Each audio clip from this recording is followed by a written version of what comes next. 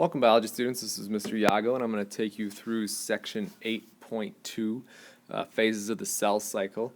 We're going to be really focusing a lot on this chart up here.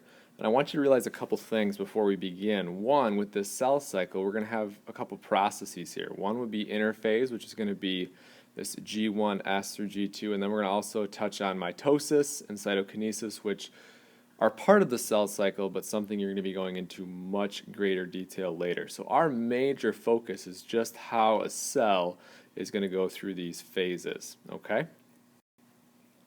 Now, before I do that, I just want to do a little review from section 8.1 and touch on some of the things that would be appropriate to remember before moving forward. So I'm not going to go over everything you watch in 8.1, but I do want to point out a few things. One, you really looked at how cells divide to increase an organism's surface area, and that just basically means its size. For us, through the process of development as human beings, we gradually grow and grow and grow. Obviously, we get to a point of maturity where we don't grow much anymore, but increasing that surface area is important, along with repairing damaged cells. Now, plant cells have it a little bit different. As their cells differentiate when they are young, they're going to differentiate, which means they change into growing stem cells, meaning the cells that create the stem of the plant, root cells, and then leaf cells.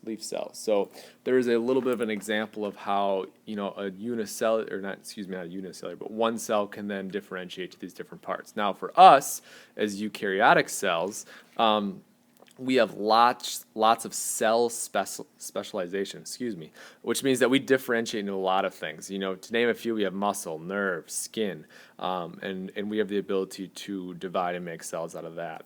Now, we should have an understanding of the difference between unicellular and multicellular. So a unicellular eukaryote will go through this process to create copies of themselves. That's binary fission. So literally break apart and make an exact copy. Now, think about how that is with us. We do not make an exact copy of ourselves. What we do is we replace old cells or recreate new ones, and those are specialized cells. Your liver is not going to make nerve cells. Your skin is not going to make brain cells. We specialize in each part of our body, whereas a unicellular eukaryote, which is much simpler, not very complex, is just in this process to copy themselves. All right, so let me ask the question, why do we need the cell cycle? Why are we learning about the cell cycle? In the picture on the right, I have an example of a normal cell, example of a cancerous cell, and we're going to use this as a means to kind of help understand it. Now, we need cells to regenerate. Regenerate means to either create new or to repair, and that's going to replace dead ones or simply grow new cells. So this process we're going to teach you is something very, very important to your body and is happening on a daily basis. Now, something like cancer is going to involve no regulation of this cell cycle, which means that it divides uncontrollably. That's why I always hear how cancer is spreading or metastasizing, but it's also growing things like tumors. That's where the cell cycle is just not being checked. It is just pumping out cells. And one thing I do want you to remember is basically the basic theories of the cell theory. The one I want to really have you guys focus on is the fact that an old cell acts as a template to make new ones. And that's what we're going to get into today, is how we take the DNA and we copy that into a new cell. So how does the cell cycle work? Take one single cell that we would classify as a parent cell. And you can see that I have a nice chart right here, so kind of focus on this right now. What's going to happen is its nuclear membrane is going to break down. Now, if you remember, I'm going to pop over this picture here. This is the nuclear membrane, all right? And that is the membrane that is around the nucleus. This is the cell membrane, okay? So that is going to break down, and what that's going to do is it's going to allow individual chromosomes, which we have here. Those are what contain the DNA. Or allow them to separate and become visible. Because what we want to do is we want to replicate all that information. And right now, if they're all locked up, we can't do that. And if they're all together, we can't do that. So we have to separate them and be able to put them through a copy machine. What that's going to generate is what we're going to talk about here. Our goal is to make two new, what we classify as daughter cells. So I'm going to simply just speak to this picture before we really dive into it. So what are the major steps of the cell cycle? Major steps, there's really only two. A cell starts out here. it's going to go through this G1 phase in the process of what we call interphase. It's going to go through S, G2, and then mitosis is actually where that cell divides and we actually create two new cells. So these are the two major steps, interphase and mitosis. Now, some people say cytokinesis, where the cell actually is cut in half. Cytokinesis, cyto meaning cell, kinesis cut. That's where we actually create two new cells. Sometimes they speak to this as one whole process called the M phase. So I will explain that in a little more detail in the next couple slides. All right, so if you take a look, what occurs in interphase? Well, here are the major topics. So I'm just going to kind of sum up what we're going to discuss. Interphase is the period of time before a cell will divide. So during this process, individual chromosomes are not visible. The DNA is replicated or copied, and the eukaryotic cells are always in one of the 5 phases of the cell cycle. So if we count 1, 2, 3, 4, on this picture, I'm going to show you another picture where we have a 5th part as well. So that's saying that at any given time, your cells could be in the G1, they could be in the S, they could be G2, they could be M, or we'll talk about something called G0. In most humans, this whole process, this cyclical process of cell cycle, lasts anywhere from 12 to 24 hours. So in a day, you could make a new cell. So let's start with the first one. First one is G1. And notice that I have a new picture here with that 5th phase. We'll talk about that. It's kind of an interesting one. But G1 or gap 1 is where this process starts. So you are a brand new cell, like a brand new baby. Your cells are going to grow in size, so you're going to eat a lot, and you're going to synthesize or make RNA, proteins, and other macromolecules. So basically you're working at making, that's what synthesize means, all of the parts of a cell to help prepare for this copying process. There is a G1 checkpoint that ensures that the cell is ready to proceed before it gets to the S phase. All right, so next I want to talk a little bit about this G0. G0 is kind of like a holding tank, and sometimes we'd say like the cell kind of went on a vacation. Most cells in adults, multicellular organisms, are in this G0 phase, which is kind of, like I said, a holding pattern.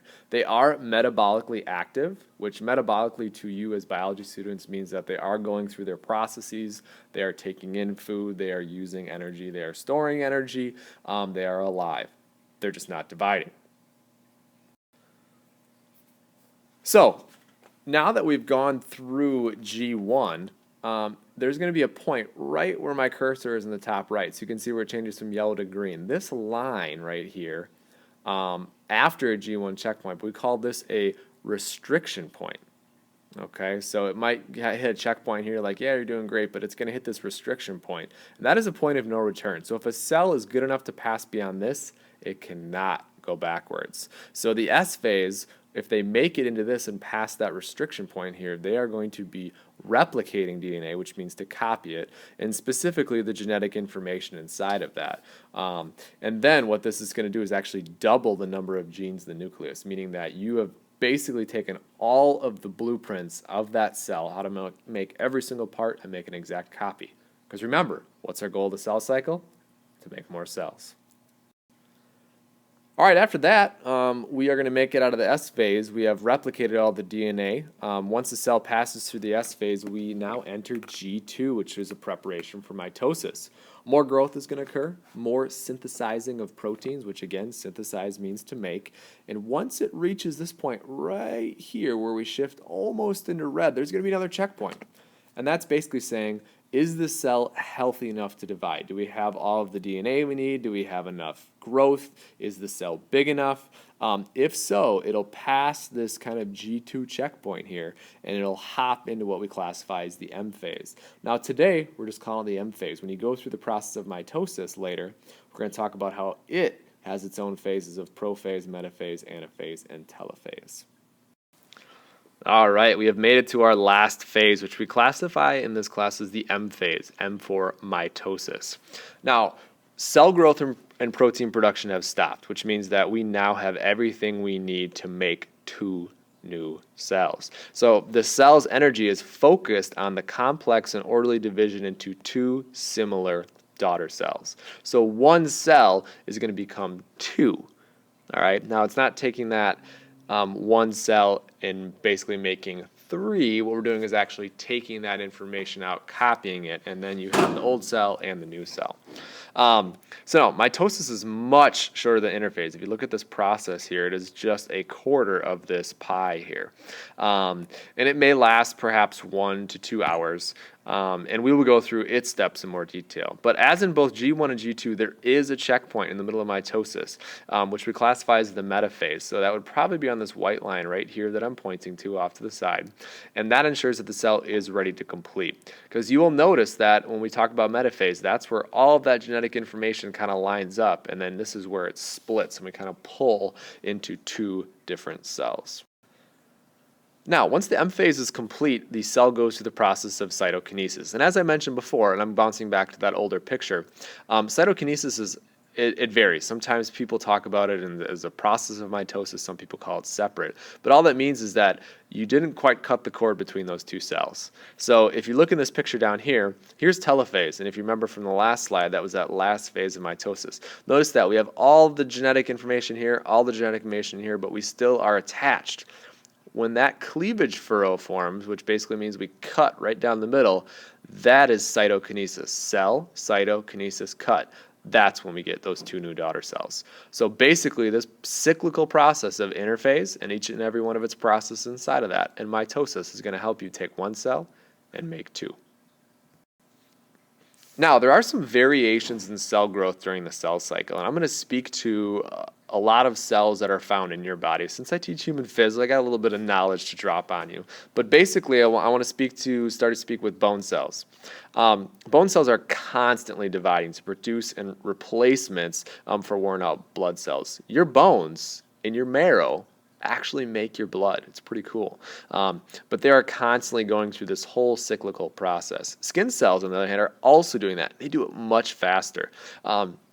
On average, your skin will shed, it'll go through its life. It'll be born, it'll rise to the surface, die, actually hang out there for a couple weeks, and then be sloughed off about every month. So usually your bed sheets, your floor, anything you can think of is going to be filled with dead skin cells. Kind of gross, but does speak to how quickly they divide and go through the cell cycle process. Now, on the other hand, a lot of your liver cells are always in G0. They don't need to be replaced. You have your liver. They are just sitting there in their metabolically active states doing what they're doing. Okay, so they really never go through that process. Nerve cells are a great example of a cell that does not go through this process. Nerve cells rarely divide. You are born with a certain amount of nerve cells. Hopefully you keep them throughout your life. But if you lose one, you cannot grow it back. That's why we have a lot of traumatic brain injuries, whether it's concussions, whether it's things like Alzheimer's disease that really affect those nerve cells. A damaged brain, spinal cord, can normally not be repaired. Whew, we made it. 8.2 in the books. Don't pack up yet. Still got some time here. I'm going to ask you, but I think you should be asking yourself these questions. I'm not really going to go through the answers, but this is basically what we've learned. So as a good review, I like to tell my kids when you're done with a section, when you're done with 8.2 in this case, answer these questions. Use your notes you just took. Talk about what the difference is between unicellular and multicellular. What is the whole goal of this process? Why are we learning about it? What are those checkpoints for? What are some factors that might influence the cell cycle? And finally, why is DNA replication important in cell division? Again, these are questions from the notes. These are questions that hint, we might ask on a test or a quiz. So that's all I got for this one. If you have any questions, ask your instructors. And if the instructor is me, you can just ask me. All right, have a good one. Yago, out.